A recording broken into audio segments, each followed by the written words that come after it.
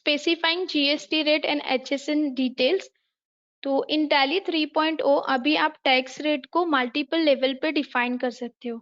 So let's see कि कैसे हम इम्प्लीमेंट कर सकते हैं। तो एक एग्जांपल लेंगे कि आप मान लीजिए कि हमारा हम जो आप स्टॉक आइटम है वो आप मल्टीपल एचएसएन स्टॉक आइटम है उसमें आप डील कर रहे हो, जिसका जीएसटी रेट पर्टिकुलर कोई एक वन है। तो टैली 3.0 में हमें सोर्सेज के थ्रू यहाँ पे ये दिए है कि आप जीएसटी रेट है वो मल्टीपल लेवल पे और एचएसएन भी है जो आप मल्टीपल लेवल पे डिफाइन कर सकते हैं। ओके।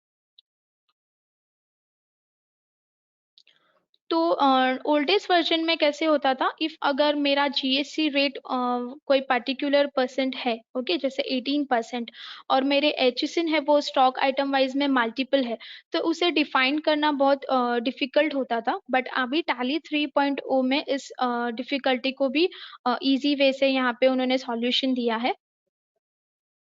तो वही सेट रेट को कॉन्फ़िगरेशन को यस करने के लिए हमें F11 में चले जाना है। यहाँ पे आपको एक ऑप्शन दिया है set alter company GST rate and other details taxation में, वही ऑप्शन को हमें यस करना है। तो यहाँ पे आपको GST rate and other details का पॉपअप होगा। आप यहाँ पे देख पा रहे होंगे कि एचएसएन एसएससी रिलेटेड डिटेल्स और जीएसटी डिटेल्स। तो हम यहाँ पे एक एग्जाम्पल लेंगे, हम एचएसएन है वो हमने यहाँ पे डिफाइन नहीं करेंगे और जीएसटी रेट हम कंपनी लेवल पे डिफाइन करेंगे, क्योंकि मैं पर्टिकुलर मल्टीपल स्टॉक आइटम में डील कर रहे हैं जिसका एचएसएन है वो मल्टीपल है बट जीएसटी रेट है वो पर्टिकुलर कोई एक है। ओके। तो इस सिनारियो से लेके आपको पूरा क्लियर हो जाएगा कि जीएसटी रेट एंड अदर ये जो एचएसएन सेटअप है वो कैसे होगा। तो यहाँ पे एचएसएन एसएससी में हम नॉट डिफाइन कर लेते हैं। इसी के साथ जब भी आप कोई भी चेंजेस कर रहे हो रिलेटेड जीएसटी या एचएसएन रिलेटेड, तो आपको इफेक्टिव डेट यहाँ पे पूछेगा। तो आपके जो प्रीवियस जो एंट्री या ट्रांजैक्शन आपने पास किए हैं उसमें कोई भी डिफरेंशियस या कोई भी डिफिकल्टीज नहीं आएगी। आपने जो डेट यहाँ पे एप्लीकेबल करोगे वही डेट से ये एप्लीकेबल हो जाएगा। तो हम यहाँ पे एचएसएन को नोट डिफाइन कर रहे हैं और जीएसटी रेट को स्पेसिफाई डिटेल्स या करके रेट को यहाँ पे सेव कर लेते हैं।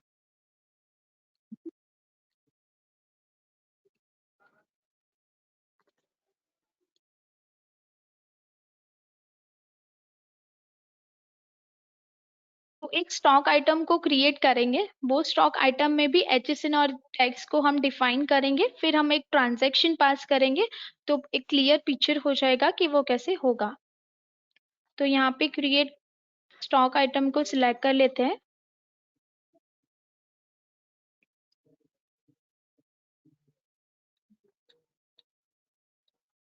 स्टॉक आइटम के रिलेटेड सारे इंफॉर्मेशन यहाँ पे ऐड कर लेंगे। तो जैसे ही एचएसएन रिलेटेड यहाँ पे आएगा तो आप यहाँ पे देख पा रहे होंगे कि जो मेरा एचएसएन है यहाँ पे कोई इंफॉर्मेशन नहीं है।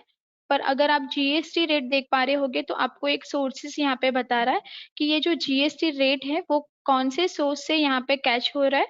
तो सोर्सेस ऑफ डिटेल्स कंपनी, क्योंकि हमने कंपनी के मास्टर्स में ये जो जीएसटी रेट है वो एप्लीकेबल किया था। तो सिमिलर वे से हम एचएसएन है वो स्टॉक आइटम में डिफाइन करेंगे। तो स्पेसिफाई डिटेल्स हियर करके हम जो एचएसएन है यहाँ पे पुट कर लेते हैं। ओके। तो इस इजी वे से आप क्या कर सकते हो, मल्टीपल स्टॉक आइटम में मल्टीपल एचएसएन वाइज सेट कर सकते हो विथ सोर्सेज के साथ। तो ये सारी डिटेल्स को हम सेव कर लेते हैं और वही स्टॉक आइटम को यूज करते हुए हम एक ट्रांजैक्शन पास करेंगे।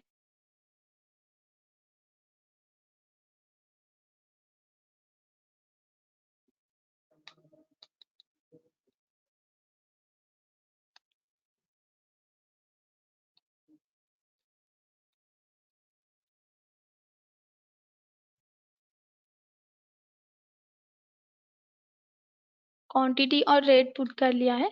तो जैसे ही आप एंटर करोगे ट्रांजैक्शन में आपको एक पॉपअप होगा GST rate and related details.